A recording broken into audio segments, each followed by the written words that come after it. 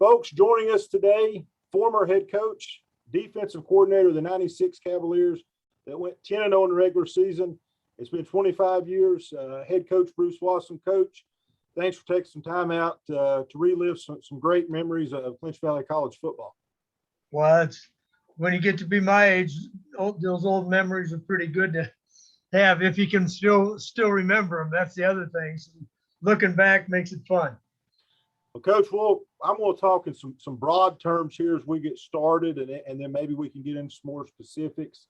You came down here with Coach Ramsey when the program started in '91.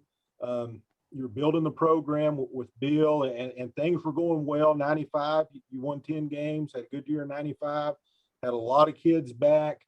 Talk about getting to this point as you're going into the '96 season, and maybe some expectations that had built up not only internally within the coaching staff, but with the community as well. I mean, you went to all these different schools and played. The community really embraced the program there in the early years. Oh, they sure did. I was amazed. When I came down and joined, Bill came in January and I started in March. And, right away on the front of the sports page on the Coalfield was an article about me with my picture. And I was at Wilmington with Bill for 17 years, and I'm not sure if anybody in the town knew who I was, and here I am in the big picture. I mean, the community was really excited about it. And it was just fun, and it kept growing. And we had, of course, the kids on campus, and we're excited. Not just the kids that were playing. There weren't that first year. There were that first few months when we were here. We were looking to get kids on campus. We had I think we had maybe 15 or 16 that said they wanted to play, and we did some workouts with them. And it ended up only about 5 of them ended up coming out in the fall anyway. But it just kept building, and that was, when you talk about playing at different schools, that was Dr. Knight's idea, the chancellor. He said, we don't have a home field anyway. Let's play every game. We'll play one game the first 2 years. We'll play our first game always at J.J. Kelly. But after that, we're going to go. So we hit almost every school in all of Southwest Virginia so that everybody's had a chance to see the program and start to get invested in it. And that really was a great idea. It made every game a road game for us, but that was still a great experience and a chance to get to play in front of all the people all around Southwest Virginia. Coach, you come off there, you have a winning season at 93, 94, 95, I mentioned. You have that 10-win season. Going into 96, what was the feeling like inside the program in terms of, how good could that team be with the amount of guys you had coming back and the talent you had really at some pretty pivotal positions? We were pretty enthusiastic about it. Always we spoke cautiously, but I mean, we felt we could have a pretty good team. We had Greg Thomas back for his senior year. Ralph Carter was with him in the backfield, and that was Ralph was playing defensive end, and we needed a fullback. And I said, I think Ralph could do it. And that made a great combination there. And then we had a bunch of returners on the offensive lines, Chris Austin and Todd Massey, both seniors from Richlands that were big kids and strong and that type of thing. Troy Cutchin was back, and then we'd started a freshman, Freddie. Oh gosh, there I go. I'll think of his last name in a second. But he started as a freshman in '95, and so here was a veteran there back, and Jim Keeper, who wasn't very darn big. He was too small to play at guard, but he played and got it done there. So we were good along the line. And then you talk about Ant Richards at wide receiver, and Ray Gatlin was a sophomore starting at tight end and had a good career. And then we sort of had a superstar in terms of Rod Burnett, who was a cousin of our star running back, came up here because he was here, and he ended up playing both ways. He started at cornerback and at wide receiver. And had some great games at wide receiver as well as the defensive back. So we were strong offensively, and the same way defensively we were pretty good. We had Shane. Oh, here I go with names again. Every time I want it. Shane Kilgore. At one defensive end, Larry Waldron, who's now a sophomore, was at the other, and they were just good. And then Will Gardner, defensive tackle, had played there, was a senior, playing for 4 years. And then our linebackers were all seniors. We had Rod Stanley and Kent Grant and every time I go to say a name, I gotta apologize for that. I know. Oh man, my mind is blanking. It's driving me crazy. Eldon Quinney. And I mean, they were great leaders. They were great defensive players. They were just steady guys. They were smart. They'd played the defense for 4 years. They knew it. They always joked, I signaled defenses in, but half the time they'd said, well, we didn't quite get it. We'll just play this, and that type of thing. And then in the secondary, we had Rod and some young kids playing that really played well in the secondary. And so we felt good about going in. We didn't feel like we were going to just run over everybody. It was just a hands down. We knew it was going to be a dogfight, but we felt like we had a really good team. And as it ended up, that was at that time, that was the quickest any team had ever gotten from a new program to an undefeated season. Now that's gone by the boards. There's some other schools that came in and that was with no scholarships. We weren't scholarshiping kids to get there. It was just with financial aid. So that was the case there. We were pretty happy, but they were good kids. They were great kids. Richards stayed down here all summer just so he could work out all summer. He was running every night down on the track around the baseball field with a parachute on, and he and Kent, and there were a bunch of them that they would work out together every evening, and they put everything into it they had. Coach, there's a few things that when you look at the stats, and who kept your all stats back then? Arville Pilkington. We're going to give that guy a shout out. I've dealt with him a few times over my career. He's helped me with stuff, but shout out to him because to keep that stuff back then, before the internet was what it is today. Oh, yeah. Because I went back and looked through some of this stuff, so I'm going to give him a shout out. But the things that immediately stand out to me, in that era of football, most teams were still 1.5, 2 to 1 run to pass. Okay.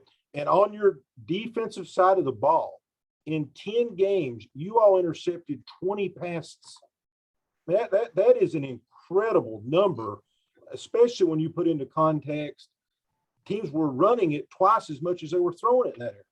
Yeah. Well, but we had some advantage. I mean, our defense being good. One example for that was when we played Cumberland from Kentucky, because they were a running game. They were a running team. Well, we stuck their run the first half and built up a pretty good lead. So now they had to come out of their normal and throw the ball more, which wasn't what they liked to do as much. So that gave them some advantage. But with Larry Waldron and Shane Kilgore, those ends, I mean, they could play both run and pass. And when it was passed, they were putting the pressure on. Shane had tremendous speed. And Larry had good speed, and he had long arms. Those offensive linemen had trouble getting their hands on him because he could just extend, and they couldn't reach him. And they were a heck of a pair. And so there was lots of pressure. Plus Will and Brad Bone, who was a sophomore, they're putting pressure up the center. And then we stunted some with Eldon Quinney and Kent Grant, and Rod was on the outside. We'd bring them some of the time. So we had some things. The interesting thing is on those 20 interceptions, Rod Burnett had 7 of them. Yeah, and I've got that wrote down to talk to you about too. I mean, Yeah, that's incredible. but then if you go look at next, the next leading interceptor was Eldon Quinney. Our inside linebacker had 3 of them. Yeah. And we had two other linebackers that had 2 each. And so, I mean, and then defensive backs had them too. I mean, so it was spread all around. And we worked on one of the advantages working against our offense. We got to work against passing too. So we spent as much time playing pass defense, working on pass defense as we did run defense as a defense. And that made us pretty balanced, and that gave us some good insight, I think.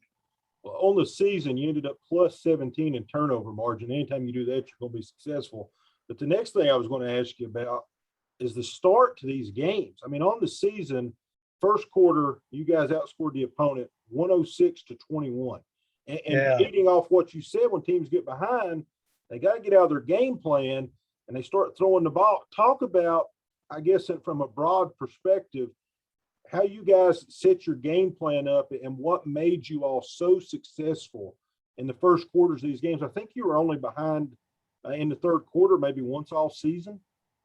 That might be right. I hope you go by the stats, because my memory won't be right on that for sure. It might have been more than that, but you're probably right. Well, Coach Ramsey was a great tactical genius offensively, and he knew what he wanted to do. And our kids always joked that they knew what the first play was always going to be, because it was always counter trade. That was the first play of every game we were going to run. The defense for the other team should have known what was going to come. But of course you're putting it in the hands, and you're using that misdirection of that play. So that with Greg Thomas getting the ball, so that made a difference. But Coach knew Coach could see stuff, and he could exploit things and mix up run and pass and that type of thing. And again, we had the balance of that, with Rod and Anthony at wide receivers out there. They could run past a lot of defensive backs, and they had moves. They weren't just speed; they had movement, and they worked on it. And so we had that. We had Greg Thomas running for 1,000 yards again, another season of 1,000 yards, and so play action worked well. And Ronnie Hicks, our quarterback, he wasn't a great athlete. He wasn't a great thrower, but he was just a great quarterback. He controlled the ball. He read defenses well. He knew where to throw. And that type of thing. And he did much more than, if you just looked at Ron Hicks, you would have said, gosh, there's their weak point. He wasn't a weak point. He was a strong point. He was just steady, and just worked right in and understood what Coach Ramsey wanted done. And worked at it to do it. He'd been a good high school quarterback, and he came in, and for 2 years he took us to 2 of the best seasons we ever had. Well, the 2 best seasons in terms of wins, I guess. So we've talked about offense, we've talked about defense, but we can't neglect the return game. Right. And Richards and that element. You've seen them all. Arguably the best return man in school history, All-American returner. Talk about his impact and how he can go the distance, and if he does, he's probably going to set the offense up in really good field position.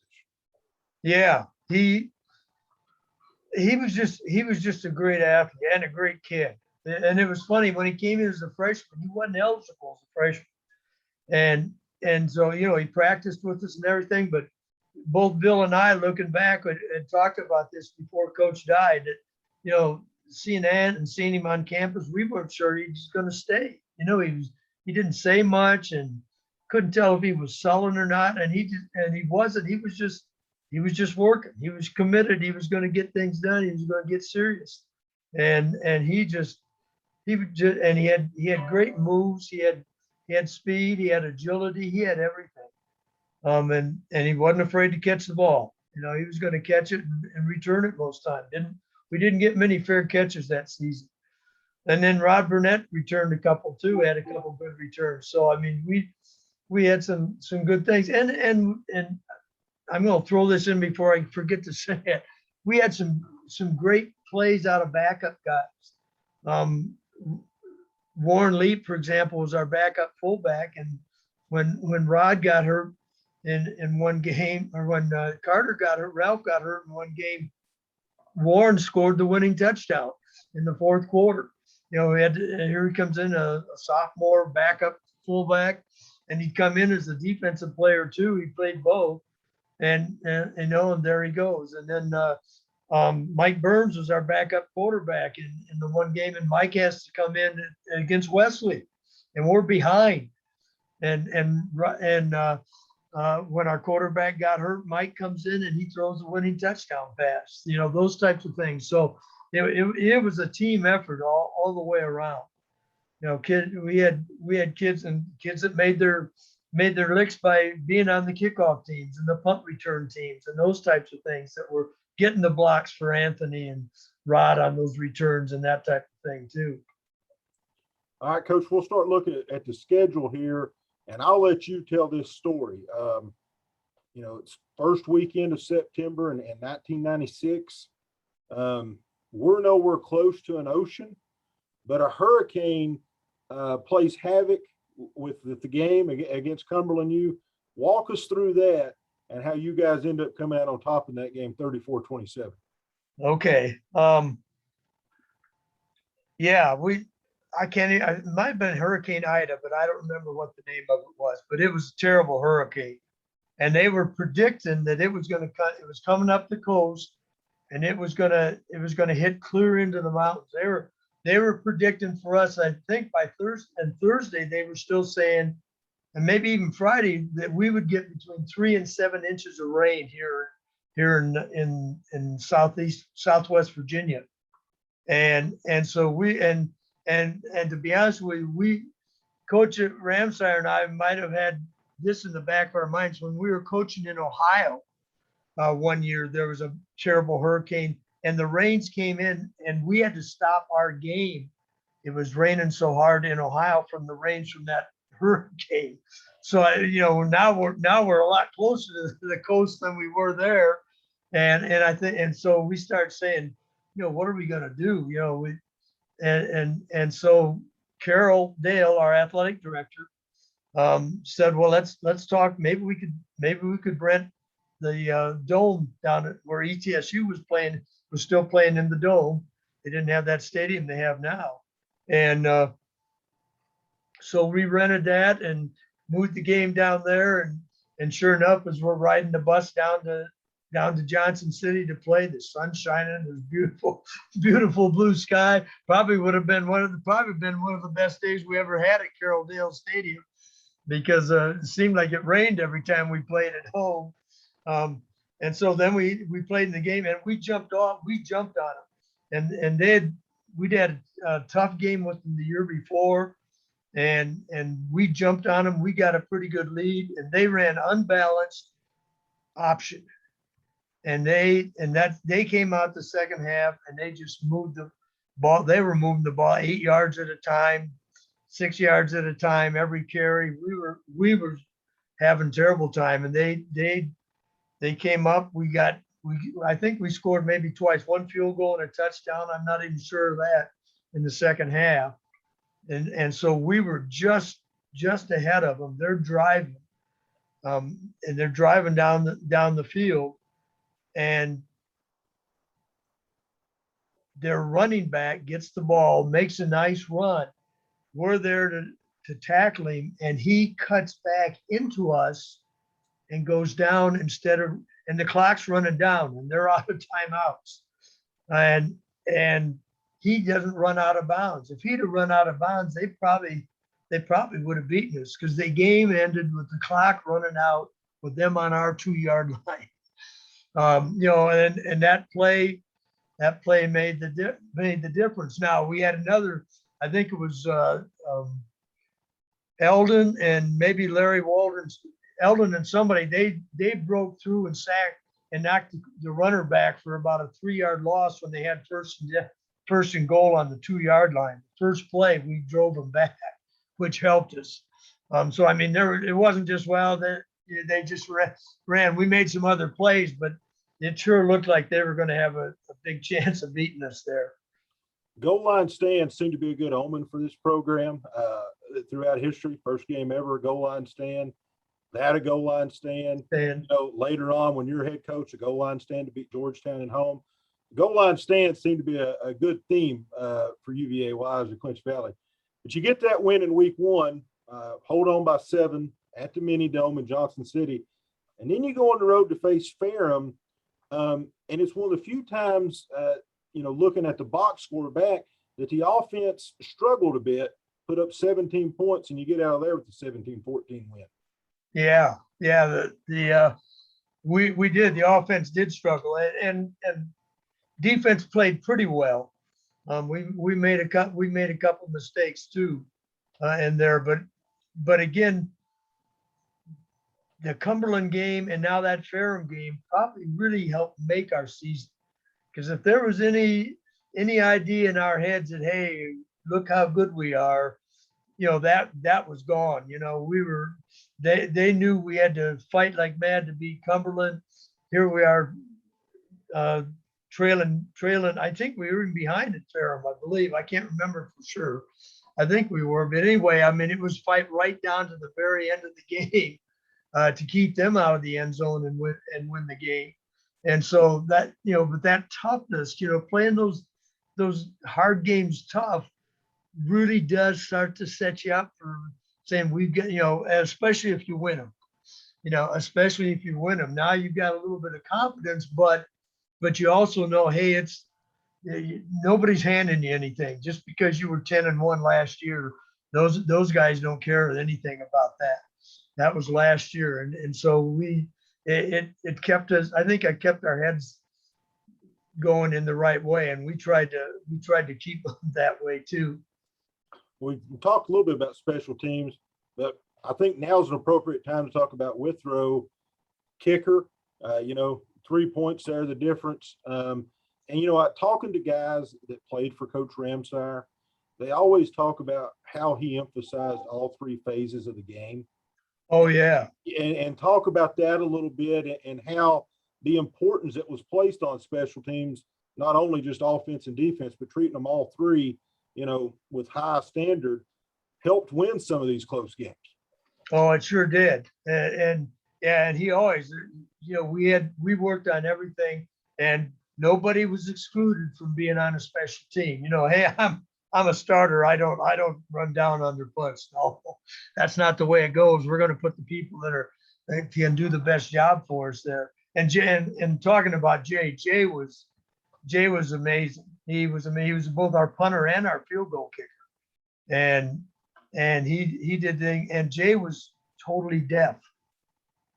All right. So he may have been able to hear a little bit, but he couldn't. He had to have his hearing aids to hear, and he didn't wear those in the game most of the time. But he was just classic. He worked hard at it. He was one of the guys too. How I heard the other night on one of the pro games, they said something about, well, this guy's really this field goal kicker is really with the team. I think he kicked the winning field goal at the end of the game. He's really a part of the team, but that's not always true. That one of the announcers said that there are a lot of times they're just sort of off on the side, and that's the way Jay was. Jay was a part. Everybody they loved him. He was a great kid.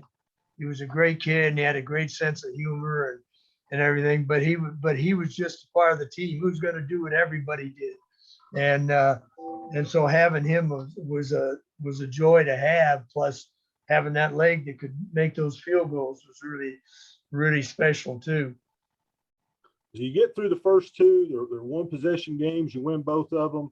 And then the next 2 weeks, you guys just run through them. I mean, it scores 69-14 combined the next 2 weeks. The offense seems to be clicking on all cylinders. The defense allows a total of 2 touchdowns. Middle of the season there, you get to 4-0. At what point do you start thinking in your head, hey, we may have something pretty special here?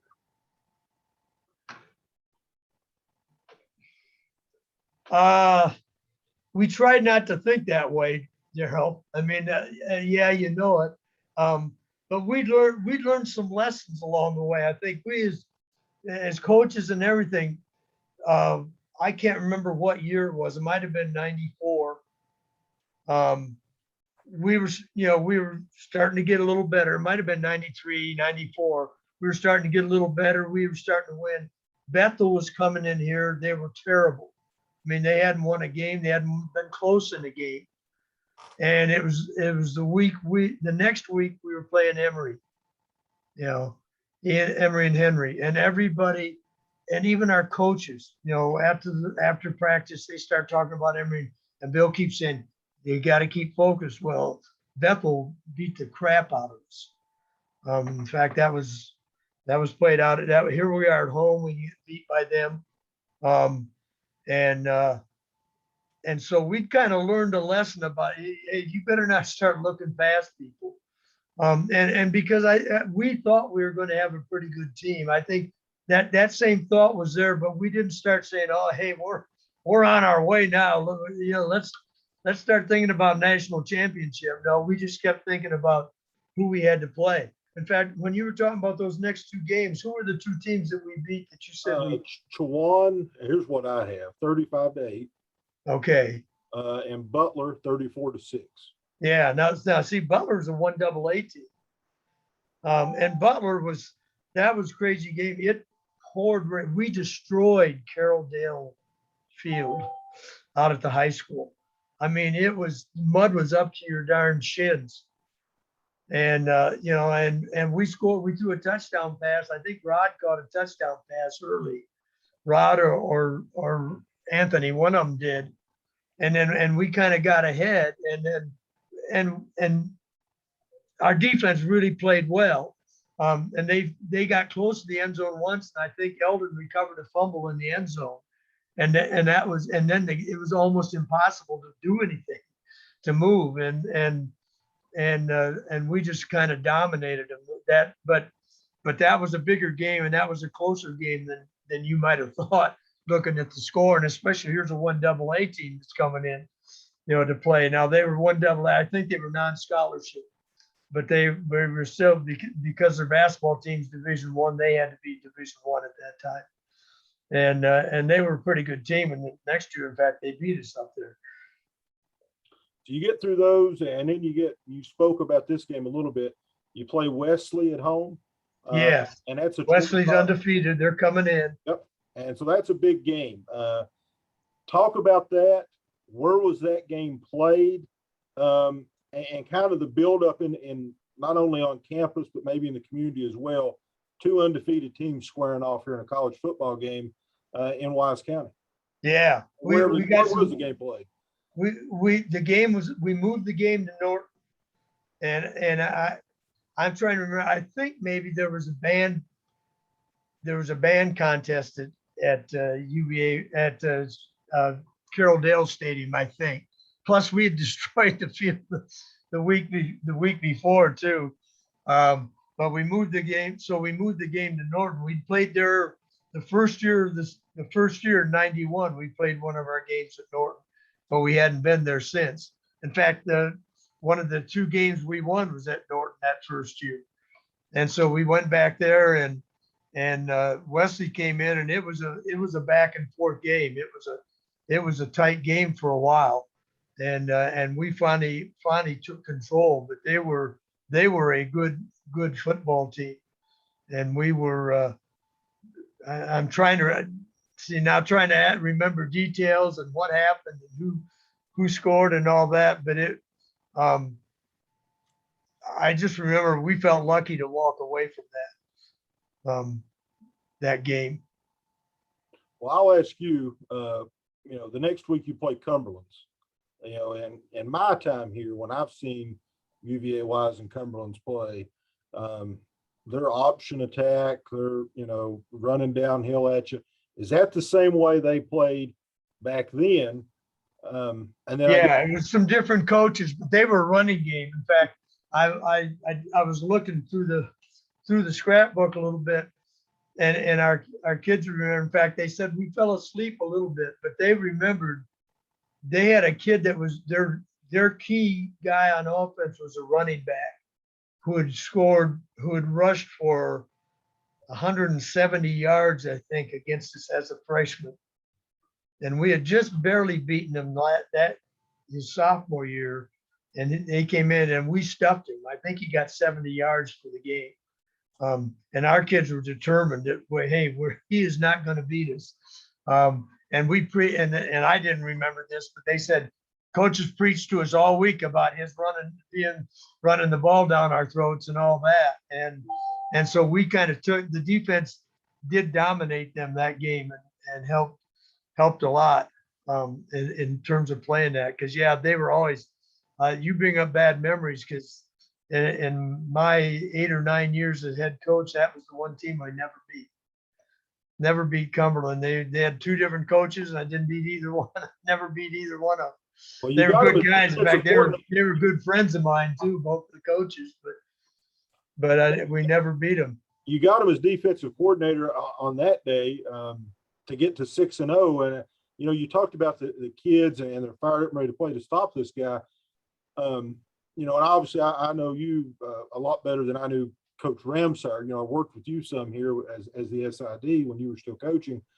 But things I hear from guys who played for Coach Ramsey, people who played for you either when you were the defensive coordinator or the head coach, is how both of you guys could really motivate kids to play.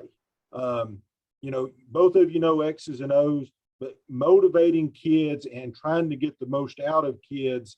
Talk about that. And I know how you are, so if you don't want to talk about yourself as much, talk about Bill and how he motivated kids, you know, to get the most out of them. Because, you know, you talk about some of these linemen that we had who maybe weren't the right size to play offensive line in college football, but they did it and they did it well. Yeah. Well, and part of that's because number one, we always look for good, not just good linemen or good players, but good people. I mean, it was those, you know, and I said Jim Keeper shouldn't have been playing, but he did. He was intense. I mean, and, you know, he was just going to get it done. And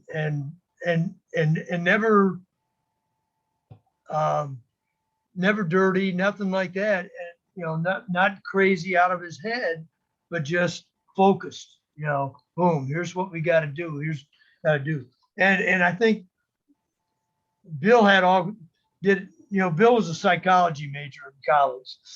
So he'd do some of those tricks, but he wasn't one of those guys that's always doing all this crazy stuff. Once in a while, he'd do something crazy to get kids motivated. But Bill's intensity was so strong. And he was always controlling.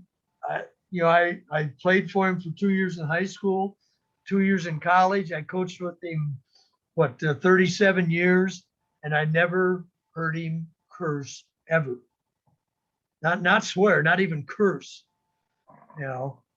But he got his point across, and kids would know when he was upset, but just that focus rubbed off. I mean, you could see his intensity. We didn't waste time in practice. You know, we weren't lollygagging around. We were doing stuff. We were working. It was going at things. It was working and that type of thing. And you know, and when he got mad, you knew he was mad.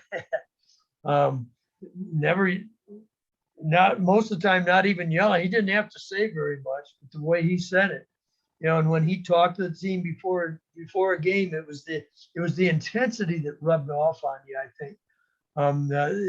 You know, he wasn't always giving inspiring speeches, you know, things that wants to make everybody run out of their goal. But it was the intensity that, yeah, hey, we're ready to go. We want to go play. You know, we are ready to go. And yeah, he was remarkable at. I always tell the story. Now, this one isn't about your wives, but when we were at Wilmington, we had a great linebacker, went to Ohio State on a scholarship, kind of got screwed himself up, he would say. And he transferred down to play for us. And he was married when he came down. He'd gotten married by the time he left Ohio State. came down and he played and he helped take us to the national championship game. And he was a great kid, a serious kid. He wasn't, whatever happened up in Ohio and Columbus didn't happen there. Anyway, we had the Bengals practice at our campus every year that we were there. And so everybody comes into what you could come in for free. You could watch the Bengals practice and all that. So Ted came back to watch practice one day, and Bill saw him and said, "Hey, they weren't on the field yet." And he said, "Hey, come on in the office and let's talk." He just wanted to say hi and get the chance to talk and shut the door because there were people out in the hallway and everything making noise. Well, he says to Ted, "Ted, push the door, shut that door." And Ted, he's been 3 years gone. His face gets red, and it's like, because when Coach called you in the office and said, "Shut the door," it was like, you're about to catch holy hell. It was that time. Here he'd been gone 3 years. And it's like, what's he going to yell at me about? He just wanted the door shut so we could hear, But it was that type of thing that Bill had about it, that the kids loved him, and they respected him, but there was still that I don't want, awe is not the right word, but respect at least, that respect for what he was and what he believed and how he worked, and how he lived, that type of thing. And they knew how much he believed in them, and how much they meant to him. It was Wilmington's homecoming 2 weeks ago, and I went back up to it. We were on the road here, and they got, some of the guys got together a little bit after a game and saw Mrs. Ramsey, and a couple of them started, as soon as they started talking about it, they started crying about what they did, because they weren't going to go to college. They weren't ready to play football. They weren't even thinking about it. He calls them and says, "Hey, you ought to come here." And, they end up graduating, playing, being good players, graduating, changing their whole lives. And that was the kind of, he coached football, but he coached men, and he coached life. And it made a huge difference with them. Coach, looking back here on your schedule, you get through that Cumberland's game, you get Bethel, you pound them 49-14. And then you have this stretch here to close the regular season. 2 are at home. Maryville, you beat 31-20. We'll touch on that one before we get to senior day. Talk a little bit about the Maryville game. Anything that sticks out you remember about that game, because by your all standards, that your 11 points was a pretty competitive contest. Oh yeah. And Maryville was a pretty competitive contest too.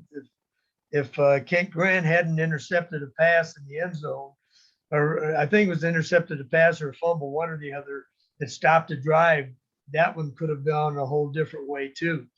And when we played Bethel, even though we beat them pretty bad, we had the memory, we beat them by 3 points the year before, right at the last second. So we had those things. We always had those things to remind guys of, to keep them focused and not start to get big heads and that type of thing.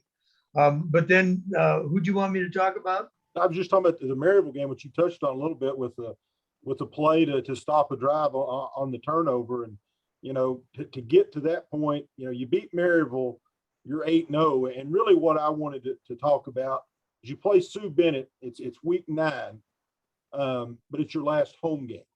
Yes. And you've got this group, the seniors there. That day, the emotion, knowing that, if you win that, you're going to make the playoffs, you're probably not going to get a home game, but the emotion of playing in front of the fans here in Southwest Virginia and their friends one final time, the emotion of that senior day with that senior class and the amount of success that those guys had. Yeah, it was something else. And Sue Bennett had a kid who'd started for Purdue at quarterback the year before, starting for him. So we, even though they hadn't been a very good team, all of a sudden here's this guy that he can throw the ball. He started for Purdue, so we had all that, and the fans were great. I'm trying to remember what game did Greg did Greg Thomas score 6 touchdowns in? Was it against Sue Bennett or was it the game before? I think it was against Sue Bennett. Greg Thomas there, the end of the season, Sue Bennett, I think your recollection is correct. He scored 6 touchdowns against them. And then we'll talk about this here in a minute. But against Tusculum, he runs for almost 250 yards. Yeah. But it's the Sue Bennett game. I think that was the one. He had 10 members of his family from down in Florida came up. First time they had seen him play in college.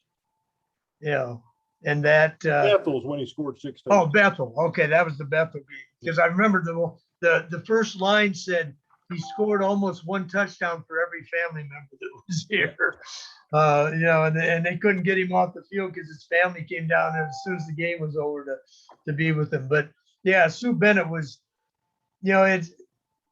I always told the kids, and some of them probably still don't believe me, but when you're a senior, when you're getting ready to play your last game ever and that type of thing, you're gonna miss playing the next year. After a couple of years, that's gone by.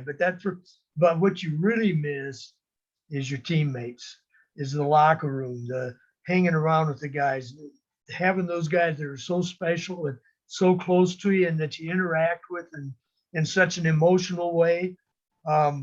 And so that last home game was special, because we wanted to make sure we beat them. We know we're in pretty good shape, that we might even get to host a game. By that point we were ranked number 4 in the country, and having those guys get to play their last game in front of the people, that have been supporting us for all 6 years actually.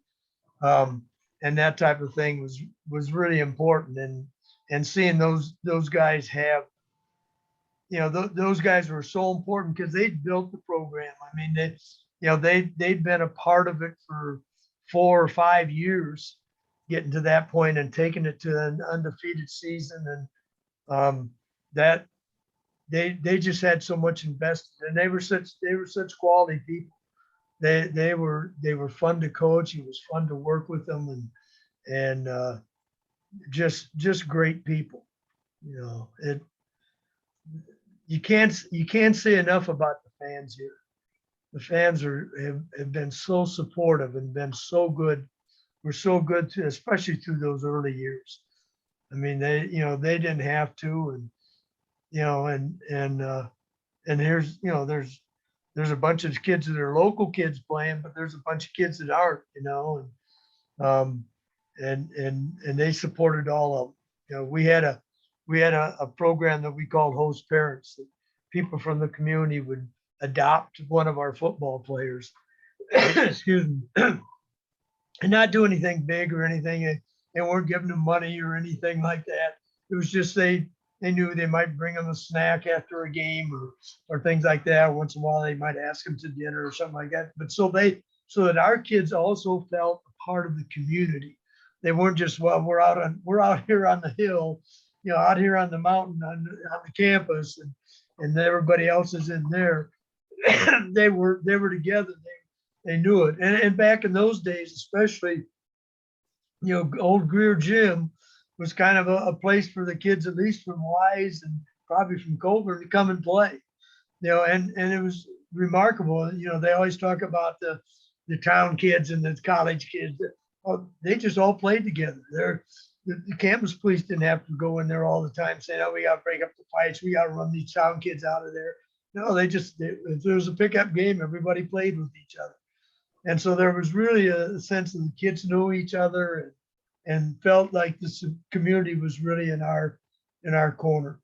And having a paper like the Coalfield, having a paper right in our county, we got good coverage from Bristol and the other papers, but having the Coalfield right there, and Coy covering us and giving us all good coverage and that type of thing was important.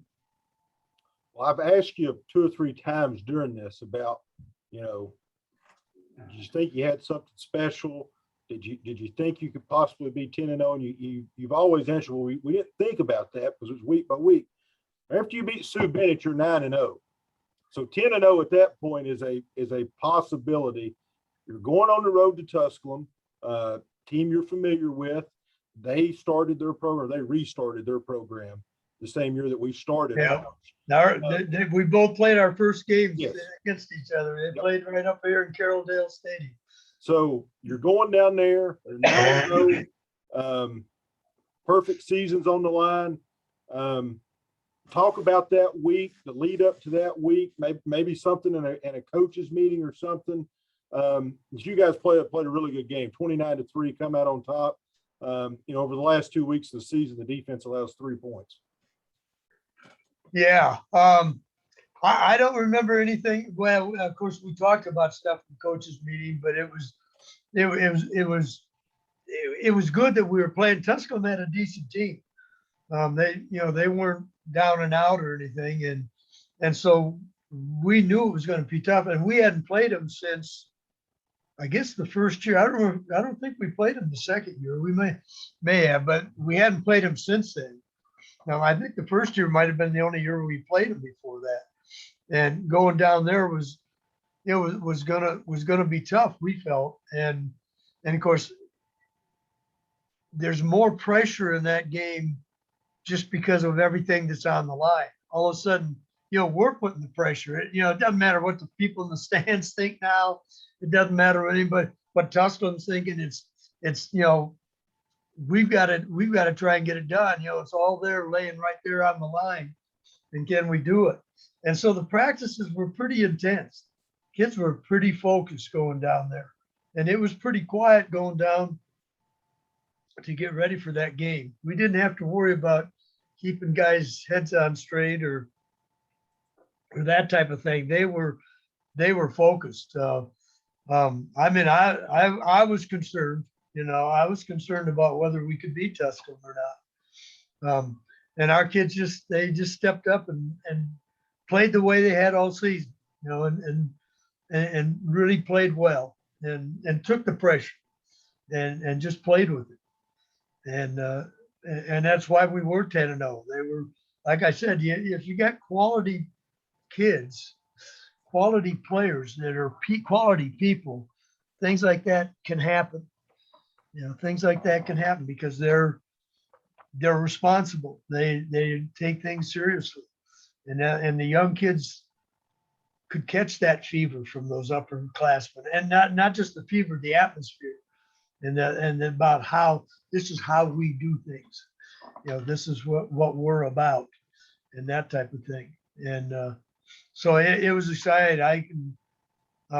We really celebrated after that game. I mean, just on the field, and even I remember I'd get on the bus and sit down. I was walking up and down the aisle of that bus, talking with everybody and teasing them and patting them on the back and doing stuff like that on the way home, because that was just something special. Coaches are saying, big time players make big time plays in big games, and All-American.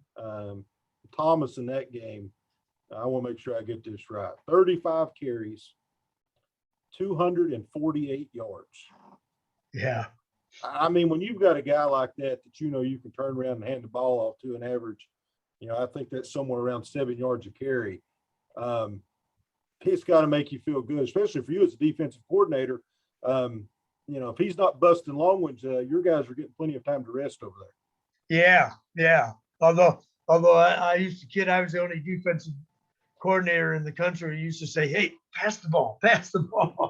But yeah, Greg was just an unbelievable kid. I mean, he was the epitome of modest.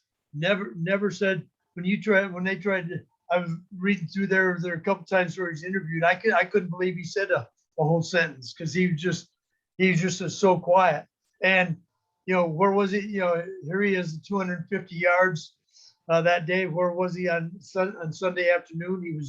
He was down in the laundry room doing the laundry, washing the uniforms.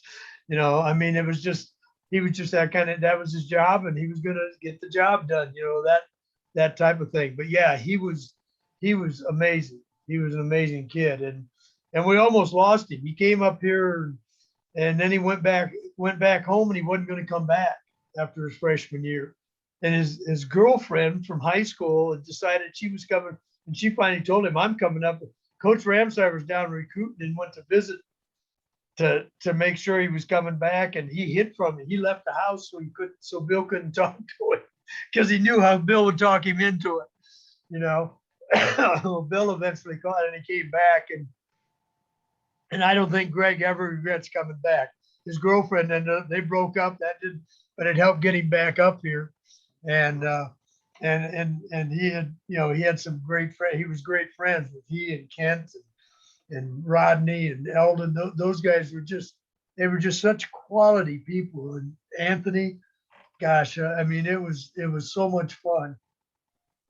It was fun before we had the undefeated season, but it was fun to see those guys achieve what they achieved. It really was.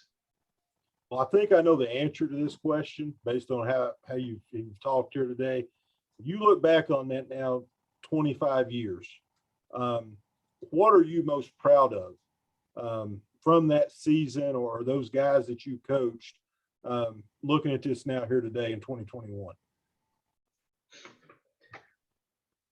Well, in my sports ethics class, I always teach.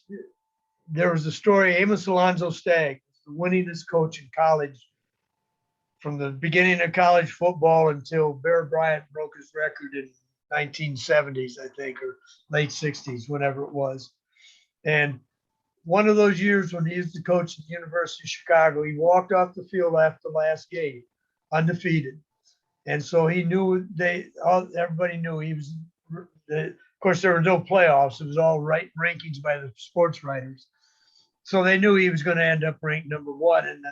And the sports writer said to him, is this the greatest team you've ever coached? And he said, ask me in 20 years. And he wasn't talking about what the other teams afterwards were going to do. He was talking about what those guys were going to be off the field in 20 years. And I can say the same thing about that team and about those guys and other guys too. It was, it was a fun group, but they've all gone on to be successful and just great people, great family members, great citizens, and that's what it's really all about. They got to achieve a dream that most people don't get to achieve. And they earned it. It wasn't given to them. It didn't just fall in their laps. They worked their butts off for 4 and 5 years to get to that point and made it happen. When there were a couple times that season it could have turned the other way, could have been different. So yeah, I'm proud of them. I'm proud of some of these other teams too. I mean, don't get me wrong, but those guys, an undefeated season's pretty darn rare, and so that one's got to be celebrated a little bit. Well, I'm not going to ask you to rank the teams that we've had here because I don't think that's fair to ask you to do that. What I will ask you is this: that team's littered with All-American players. Several members of that team are in our Athletics Hall of Fame coach. When you look at them offensively, defensively, special teams, is it fair to say that's the most complete team that CVC UVA Wise has had? Oh, that's always hard. Yeah, it probably is. It probably is. At least performance-wise, it was. Because it wasn't just one-sided, a great offense and a mediocre defense that got along or got by or that type of thing. It was, we did pretty well on both sides of the ball and special teams and all of those things. So it was and it's usually has to be 10-0. You've usually got to be a pretty complete team in all phases of the game, because otherwise somewhere one of those phases is going to cost you a game if it's not. So it probably is of all the teams I've seen here. Yeah. Well, Coach, I thank you for your time. I appreciate you taking time to do this. I hope the players who see this or alums, it brings back some good memories for them. And folks out there, I say this all the time. You won't find anyone who loves UVA-wise or UVA-wise football more than Bruce Wasem. So if you see him at a game and want to talk about stuff, he's seen it all. He's been here since the beginning, and a great guy to talk to if you want to go over history or even talk X's and O's with him. So, Coach, I appreciate it, and stop by the office sometime, and we'll talk about another season. Okay, all right. And I apologize because there's names of lots of kids that I could have mentioned that I did today. So, on that team from that team. So there's other guys, that made plays that made the difference in games that I'm sure I'm forgetting. Coach Ramsey would have remembered every one of them. He could have gone through the games play by play for you. I was never that good at that type of thing, but I appreciate the chance, Daryl. Thanks a lot for bringing back the memories. Sounds good. I think it went well, and I hope people enjoy it. Coach, happy homecoming this week. Okay, yes. Let's win another one. See ya.